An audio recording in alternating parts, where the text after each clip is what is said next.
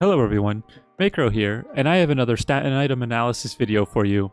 Today's video is going to be on resistances and demon. Specifically, we're going to be going over the armor bonus. In the future, I'll probably be going over magic resistance. Please let me know what kind of information you'd like to hear about when it comes to magic resistance as well.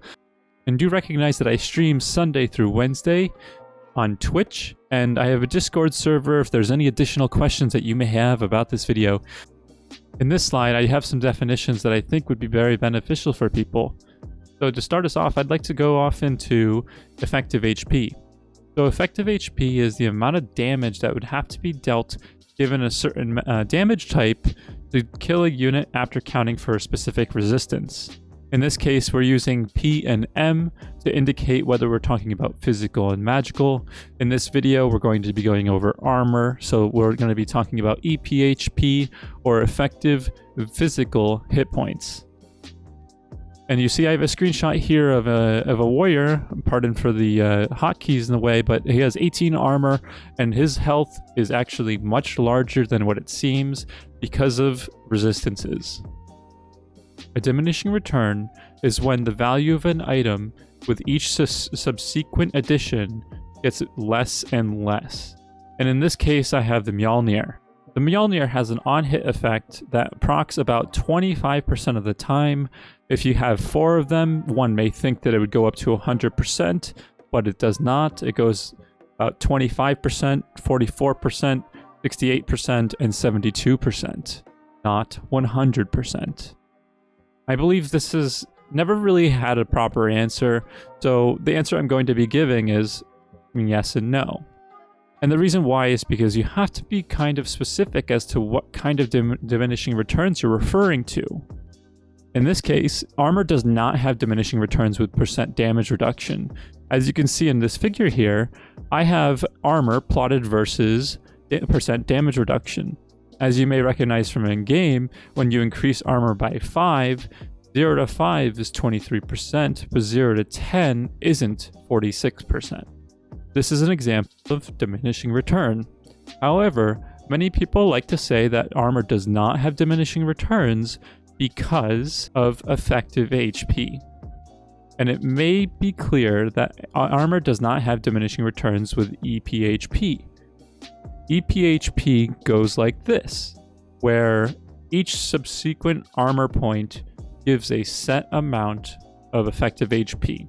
This figure here assumes that the piece in question has 1000 HP at base, meaning that at 0 armor, the effective HP is 1000, and every point of armor afterwards increases the effective HP by about 6%, and that extends infinitely. So, if effective HP has no diminishing returns, then why do people say that there may be diminishing returns in the anyway? The argument that EHP does have diminishing returns is because it may have diminishing returns with each armor item added. This might be a little confusing, so if a unit has 1000 HP plus cattle hide armor, the effective HP would be 1300. That's 5 points of armor. 5 times 6% is 30%, so we have 1300. If you add another cattle hide armor, the linearity of it would bring it up to 1600. And in this case, you might think, well, that's to be expected, right? However, if you calculate the percent effectiveness of each item added afterwards, you would see some diminishing returns. So as I say here, while every 5 armor increases effective HP by 30% of the base HP, each subsequent armor increases additively.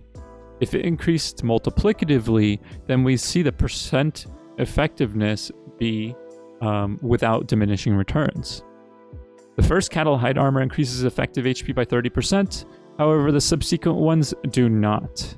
Some people may call this nitpicking, however there might be situations where you want to find out the percent effectiveness of an item added to an already stacked unit. So why don't they make it easier? Why does armor have diminishing returns at all? Why isn't it just 1 armor equals 1% damage reduction or something linear like that? Well, it's a bit complicated and it has to do with how percents work. So at 0% damage reduction, you can assume that all damage is done in its entirety. and that makes sense. However, when you go closer to 100% damage reduction, you're dealing with potential invulnerability, and that's where effective HP goes to infinity. This is why diminishing returns are necessary. As you can see, when you get to 60 and 70%, you see that the rate of change in the effective HP goes up very, very drastically. And that's why getting to those values needs to be much harder so that you can't stack armor to essentially triple or quadruple the effective HP of a unit. So let's find out, how much is the demon bonus actually helping? You may consider this important if you're going against knights or goblins or other high armor pieces. The reason being is that while the base damage is reduced by armor resistances, the 50% of the base damage is always calculated as pure. So what I did was I calculated with how much armor an enemy has and how much damage the 50% additional damage is actually doing when you count in resistances.